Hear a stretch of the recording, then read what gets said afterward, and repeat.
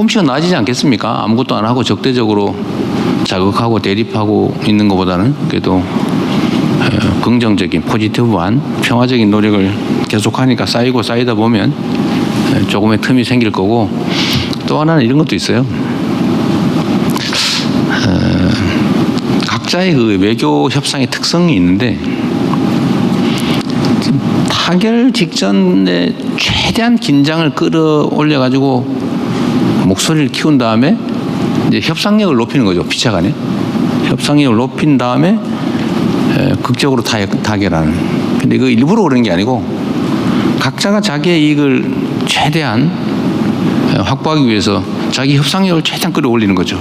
사나움 뭐 이런 걸 보여주고, 실력, 힘 이런 걸 보여주는 거 아닙니까? 그런 단계를 거치고 있는 것 같기도 하다. 희망적으로 본다면. 뭐 그러나 그렇든 아니든 우리는 그런 거는 부수인 거고, 아주 본질적으로는 한반도의 평화와 안정, 전쟁을 회피하고 평화를 구축하고, 장기적으로는 뭐 100년도 안 됐습니다. 우리가 분단 국가가 된 지. 역사적 시각으로 보면 결코 긴 시간이 아니에요. 수백 년 만에 통일되는 나라가 수없이 많잖아요. 역사에 보면. 그러니까 길게. 그러나 지금 통일 얘기하면 바보 소리 듣겠죠. 그 전 단계로 평화를 구축하는 게 중요하다 하는 생각을 하고 노력하고 있다 하는 말씀으로 마치겠습니다. 네, 외교 안보 분야인 만큼 외신 쪽도 이번엔 추첨을 한번 하겠습니다.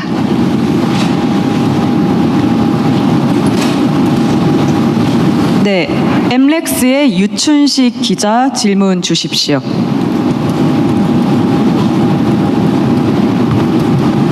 네, 반갑습니다. 엠렉스의 유춘식 기자입니다. 지금 이재명 정부 국정기조 중심이 AI인데 AI 질문이 아직 안 나와서 드리겠습니다. 조만간 UN 방문과 또 UN 안전보장이사회 의장국으로서 역할을 수행하시고 총회 연설도 예정을 하고 있으십니다. AI에 대한 국제 대응에 관한 논의가 작년까지만 해도 조금 있는 듯 하더니 UN 차원에서 약간 열기가 식은 듯한 분위기입니다.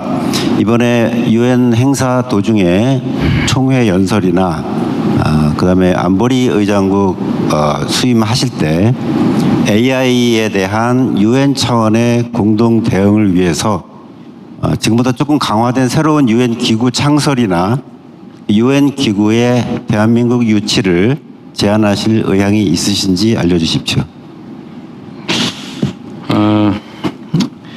어떤 주제로 어떤 내용의 연설을 하고 의장국으로서 어떻게 의장국 임무를 수행해 갈 거냐는 지금 내부 검토 중입니다. 최종 확정된 게 아니어서 뭐라고 말씀드리긴 좀 그렇고, 다만 인공지능 관련해서는 저는 기구도 중요한데 국제 규범을 만들어내는 게 훨씬 더 급한 일이다라고 생각해요.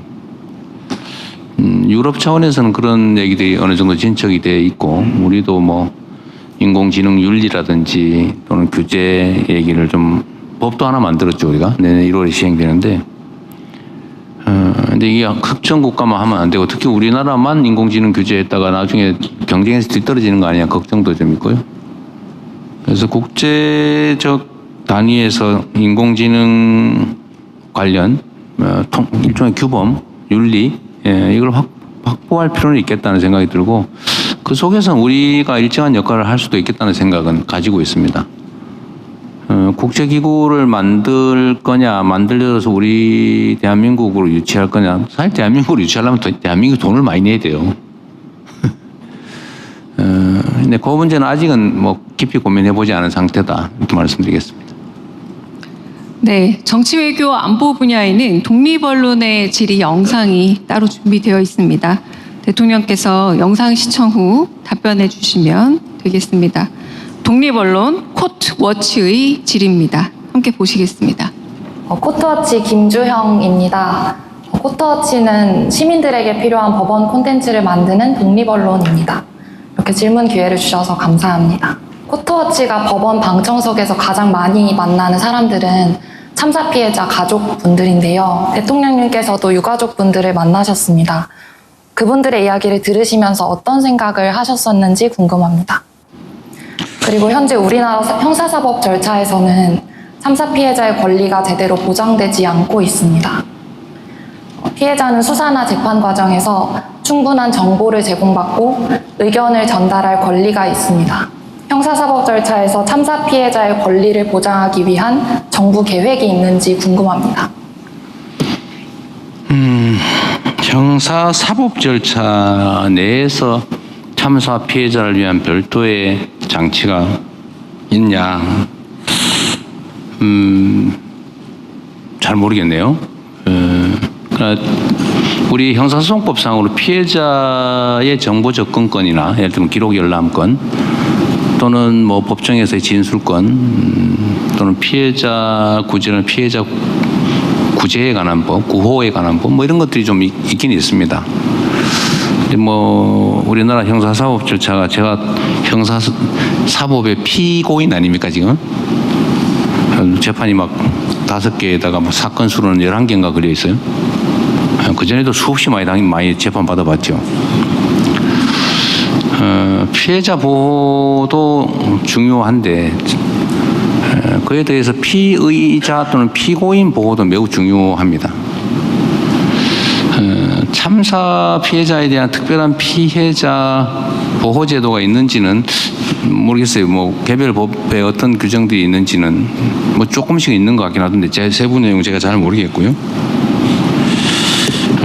형사사법 피해자 보호도 사실은 좀 더 강화할 필요가 있죠. 이것도 일종의 사회적 재난의 피해자 입장에서 보면 재난에 해당될 수가 있죠. 우리가 갑자기 비가 많이 와가지고 엄청 피해를 보면 피해를 일부 복구해 주잖아요. 우리 모두가 당할 수 있는 일이니까. 형사 사건 피해도 비슷한 것 같아요. 예를 들면 우리가 치안이라고 하는 서비스를 제공하는데 그게 좀 충분하지 못해서 모두가 비용은 냈는데 특정이 있는 그 보호망에서 벗어나 가지고 피해를 입죠.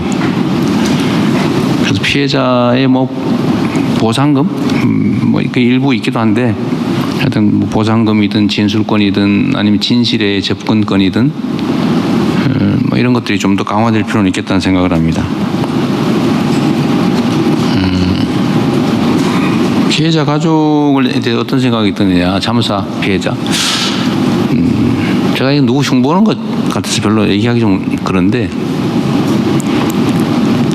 대형 참사가 발생하는 게 몇 가지 특성이 있는데 여러분 잘 생각해 보시면 그게 소위 보수 정권에서 주로 발생합니다.